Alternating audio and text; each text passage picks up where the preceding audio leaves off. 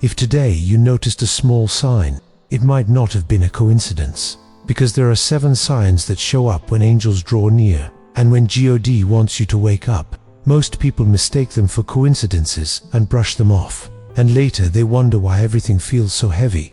Stay with me, because sign number 3 is the one almost nobody understands, and when you recognize it, everything clicks. Now, breathe with me for a second. Imagine this: you're in your normal day. The same noise, the same screens, the same to-do list. On the outside, everything looks the same, but on the inside, something shifts, like a door was left slightly open, like someone is trying to tell you something without words.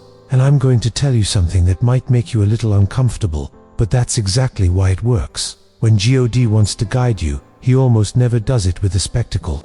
He does it with details, with things you could explain 1,000 different ways, if you wanted to ignore them. And that's the point, because you can live surrounded by signs and still feel alone. You can have help nearby and still believe nobody sees you. You can be protected and still think everything depends on your own strength. Today, we're going to shine light on that, not to scare you, the opposite, to give you back calm, to give you back direction, to give you back that feeling you sometimes lose. I'm not walking blind. But first, one simple rule so this stays real and doesn't turn into confusion. Some things have a physical, medical, or everyday explanation. If something worries you, if it becomes frequent, or if it's harming you, get professional help without hesitation. That doesn't fight the spiritual, that is care. 2. Now the 7 signs. And I'm asking you right now, don't listen to this like entertainment. Listen as if God is holding up a mirror in front of you, because as you hear it, you're going to remember things you're going to say. That happened to me, and in that moment, don't push it away. Stay with that memory, because that might be the clue you've been missing. And stay until the end, because sign number 1 doesn't just feel real, it changes you from the inside. But before we get there, let's start with sign number 7, the simplest one, the one that seems like nothing. And that's exactly why almost everyone misses it. Feathers in impossible places. I don't mean a feather in a park, or a feather where there are birds. I mean that feather that shows up where it makes no sense. Picture it like a scene. You open your car, and there it is, on the seat, as if someone left it there on purpose. Or you're in your kitchen, and there's a feather right next to your keys, like it fell from the sky and landed exactly there. Or you're walking through concrete and rushing footsteps and noise, and in the middle of it all, one white feather. Some people see it and laugh, say, "That's weird," toss it away, and keep going. But others freeze, because it's not just the feather, it's what happens inside you when you see it. That feeling of something good is watching me, like someone is saying without a voice, "You're not alone, I'm here, I see you, I'm protecting you." And here's the detail most people don't understand. A real sign doesn't control you, it doesn't force you, it doesn't shove you with violence. A real sign invites you, it lowers the noise, it helps you hear what you've been silencing inside. So if a feather shows up in an impossible place, ask yourself slowly, what were you thinking right before you saw it? What decision were you stuck on? What were you afraid of? What were you getting tired of? Because many times the sign isn't "look, a feather." The sign is the moment, the context, your state, the question you were already carrying. And hold on to this as a key for all the signs. If it appears when you're broken, confused, undecided, or sad, it almost always comes with a clear emotion, not hype. Relief, like someone is saying, "Easy, you're not walking alone." Now we move to sign number 6, and a lot of people act like they know what you're talking about because it feels embarrassing to say out loud, but it's more common than you think. A sudden ringing or buzzing in your ear. I'm not talking about something constant. I'm talking about that sharp tone that appears out of nowhere, lasts a few seconds, and disappears, like silence cracks open for a moment. Sometimes it happens when you're lying down, sometimes when you're overthinking, sometimes right when you're about to send a message, make a decision, call someone, quit something, take a step. Yes, there are physical explanations, but what's interesting is what happens to many people in that moment. It's not just the sound, it's that along with the sound something in your mind stops, like someone cuts the chain of thoughts, like someone says, "Stop, listen."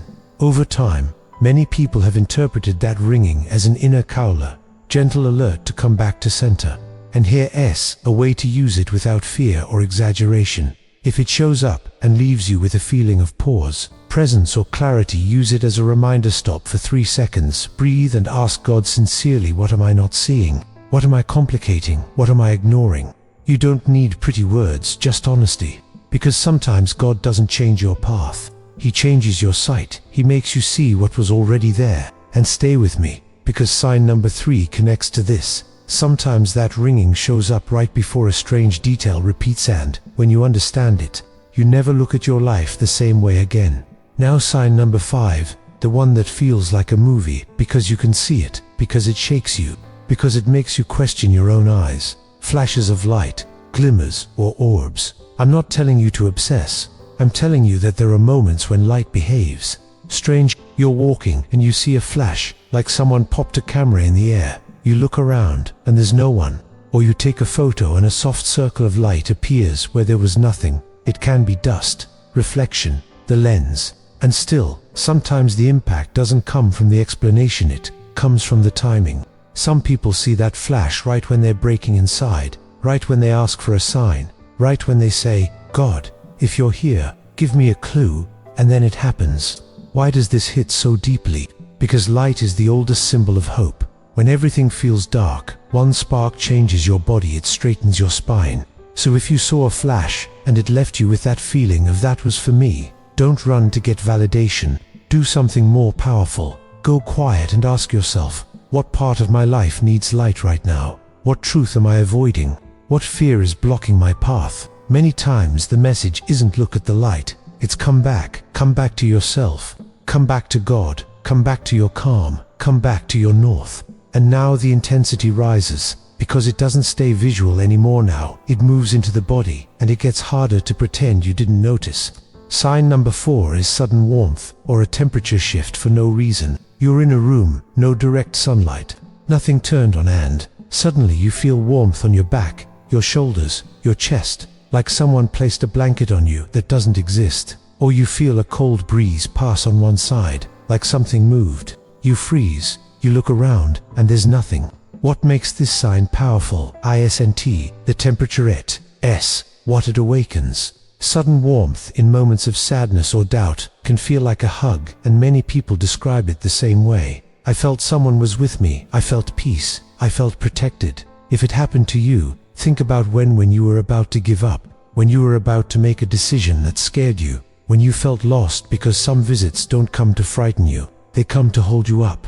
And here's a simple tool. When you feel that warmth, don't panic, and don't try to prove it by force. Just say inside, thank you, even if you don't understand everything.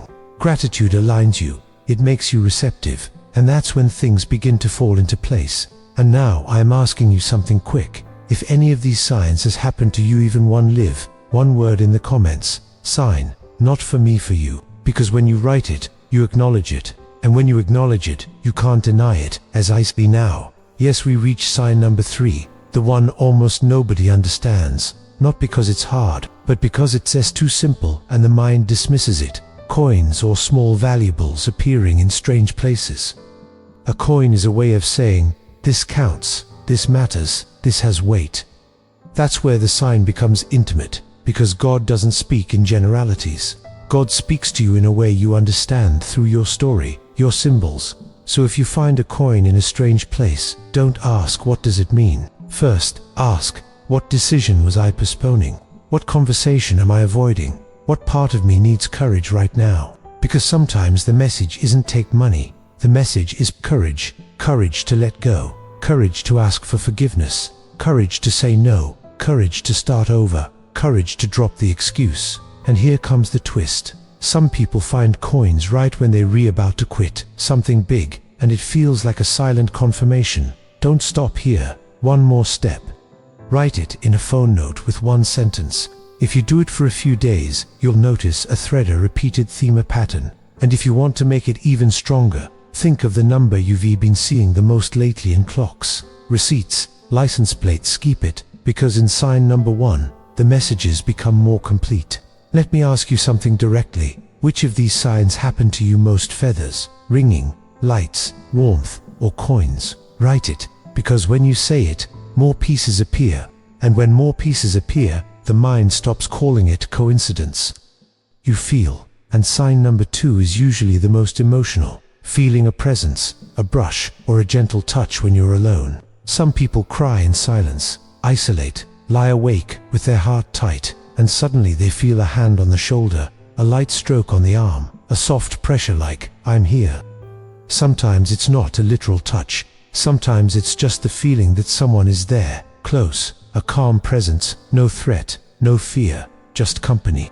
And many times it happens when God knows your mind can't take any more. When you look strong on the outside. And here's something important. If that sensation disturbs you, steals your sleep, or becomes something that harms you, seek support without hesitation. That is care, too. But if what you felt was peace, if what you felt was relief, then allow yourself to consider this. You weren't alone, you were being held up. When you feel it, don't run. Say the name of God inside as an anchor. Where someone tells you one simple phrase and you wake up with your heart pounding, where you feel peace, warning, or direction.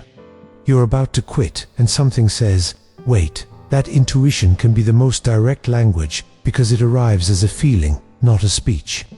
If you're still here, I'll say it straight. It's not a coincidence. Some people look for signs when everything is fine. Tonight, before you sleep, turn off the noise for 1 minute. Breathe and say something simple to God. If you're guiding me, help me understand, show me clearly, give me peace, give me courage. Keep a note ready nearby. And this is the most important part. The signs aren't so you feel special. The signs are so you become brave. If God is showing you that you're being cared for, it's not so you stay frozen, it's so you walk with faith, with calm, with firmness. There is still light, there is still a turn, there is still direction. You are not alone. See you in the next one.